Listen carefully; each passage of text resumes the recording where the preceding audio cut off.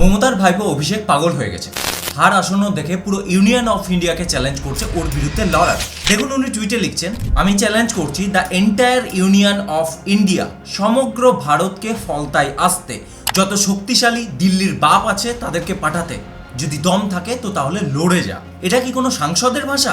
উনি কি ভুলে গেছেন যে আমাদের সংবিধানের অনুচ্ছেদ 1 অনুযায়ী ভারত হলো ইউনিয়ন অফ স্টেটস, মানে একটি অবিচ্ছেদ্য অবিভাজ্য অঙ্গ যাকে কেউ আলাদা করতে পারবে না। তাছাড়া একজন সাংসদ হিসাবে 3rd শিডিউল অনুযায়ী উনি শপথ নিয়েছেন ভারতের সার্বভৌমত্ব এবং অখণ্ডতা রক্ষা করার। সেই রাষ্ট্রীয় অখণ্ডতাকে চ্যালেঞ্জ করার অধিকার কে দিয়েছে অভিষেক ব্যানার্জিকে? আর তাছাড়া বাংলা কি ওনার পৈতৃক সম্পত্তি, বাপের জমিদারি, যে উনি গুজরাট বনাম বাংলার লড়াইয়ের আহ্বান দিচ্ছেন? এটা রাজনৈতিক লড়াই নয়, এটা সংবিধান অবমাননা।